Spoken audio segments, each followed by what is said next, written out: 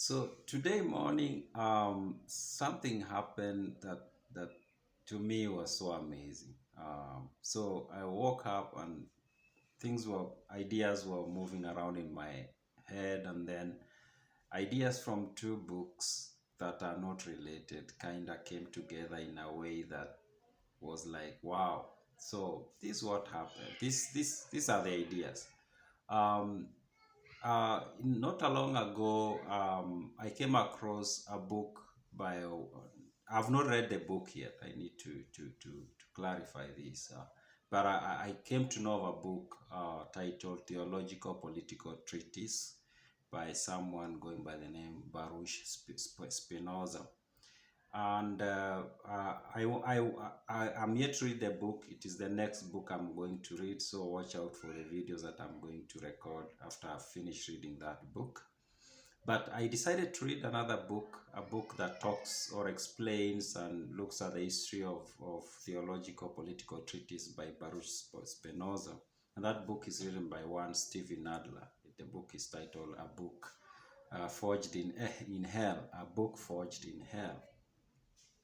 And Stephen Adler gives this detailed, I might call it a review, but it's in a voluminous book about Baruch Spinoza's book.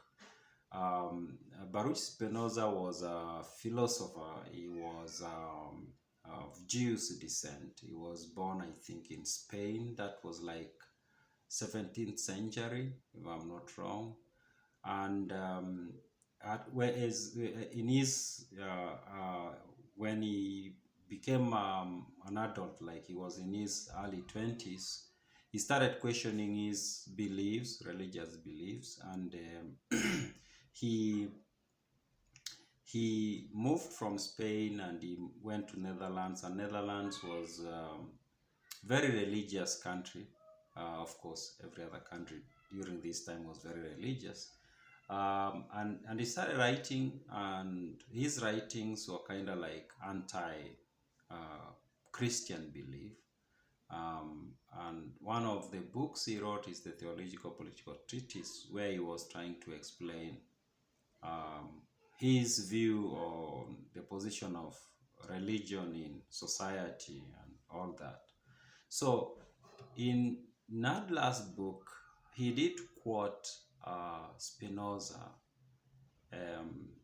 explaining the origin of government, or what is the origin of government, or the sovereign, as he called it.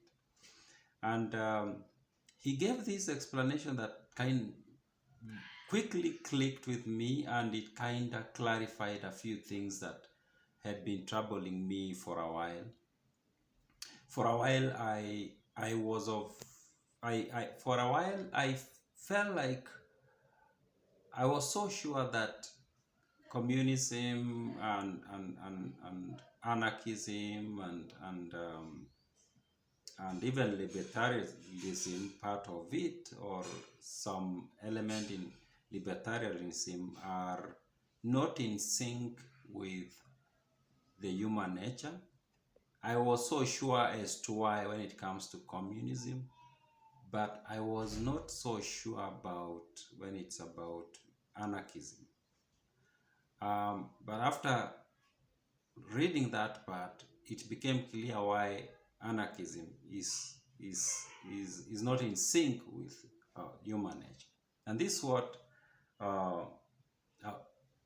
Nadler says, Spinoza says about the origin of government.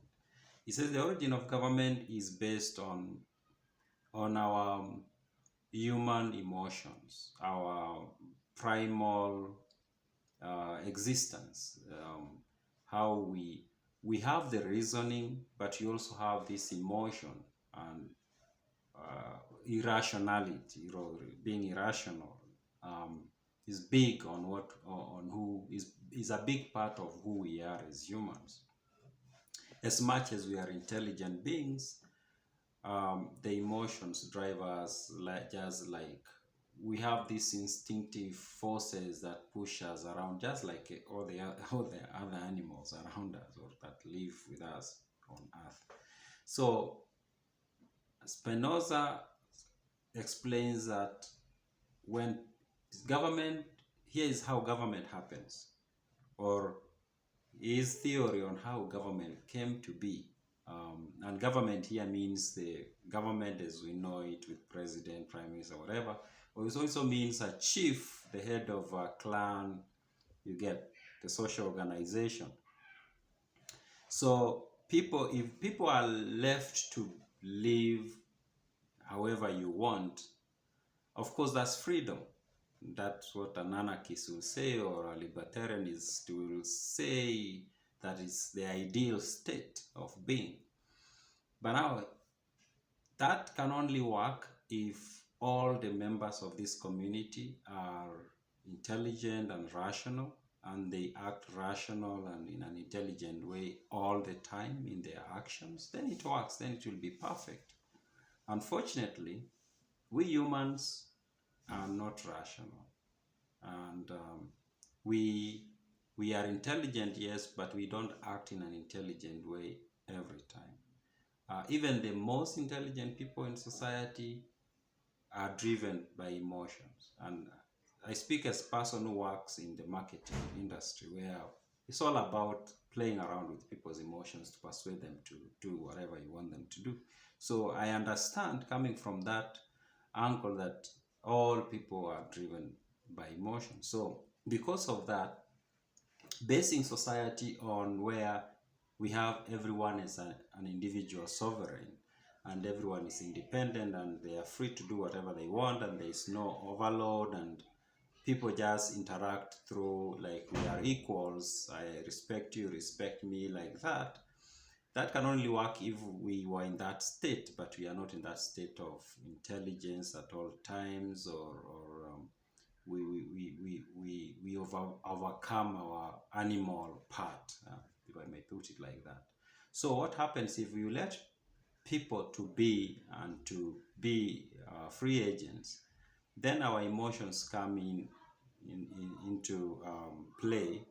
So the two emotions he kind of talks a lot about and uses to explain this is fear and greed.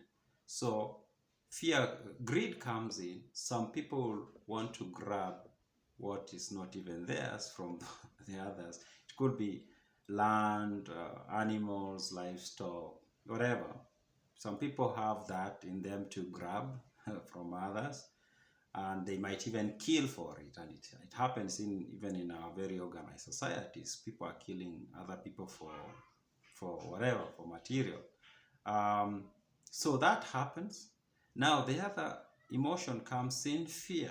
Now people who are attacked become fearful, and even those who are being driven by greed to grab from others and even harm them, even themselves will be fearful, because yes, I'm stronger than you, I can't pick your thing or your cattle or whatever you own.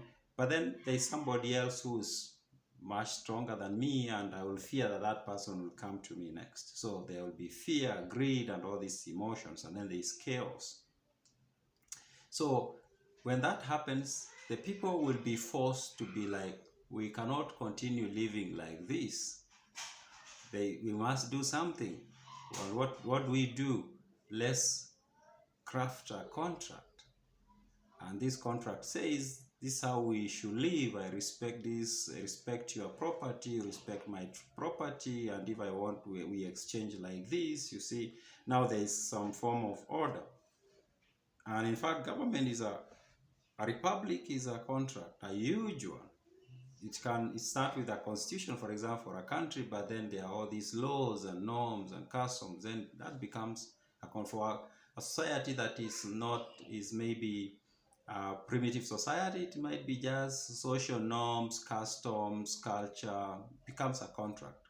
So, but then again, we need someone to enforce this contract. Then we are going to pick one or a few people from amongst ourselves, that these are the people who will enforce the contract. That if you take away something from me by force, we have this person who all of us have contributed some of our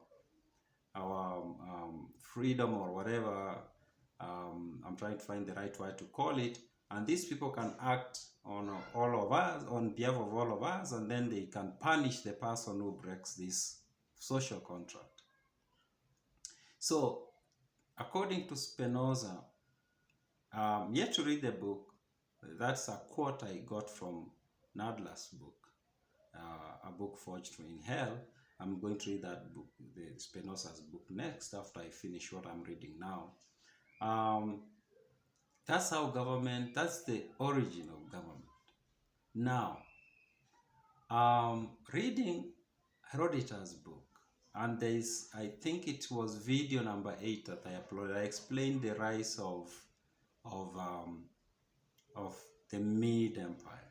There was this guy called Diocles who was the first king, and I did explain. I'm going to link to the video below, and I explained how the Medes were just people who they were tribes, and they were under the Assyrian Empire, and then they managed to revolt and they chased the Assyrian forces out of their land.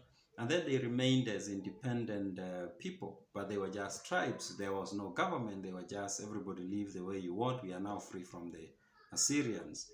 But then there were issues, conflict and disputes. And then a few people came up who will solve these problems. You stole from me, we go to this person both of us respect, and then we listen to both of us and then decide on who gets what or who needs to be punished.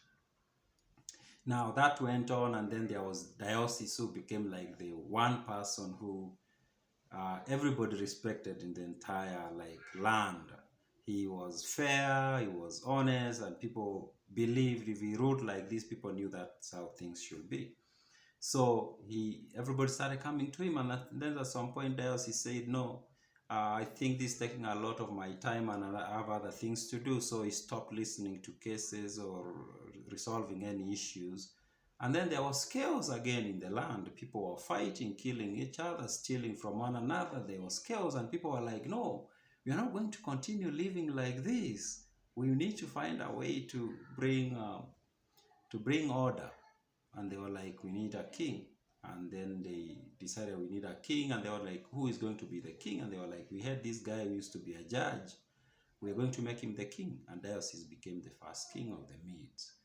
And it was so interesting to me because it was almost the words that are used by Herodotus to describe that situation, like saying we cannot continue living like this, is the same words that apparently Spinoza uses to say at some point the people will be like, we cannot continue to live like this, we need order.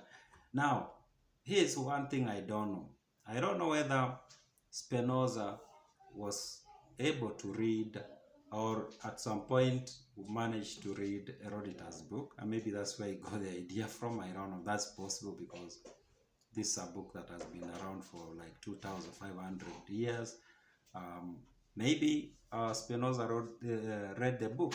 Maybe he didn't, but both of them were like, maybe they independently came into this conclusion. But that aside, to me it makes a lot of sense. That makes a lot of sense. So I thought I should make this video explaining that there's these two ideas from Herodotus gives I'll start with Spinoza. Spinoza provides a theory on the origin of government, and Herodotus gives us an example of that happening, proves a theory. Yeah, so that was interesting.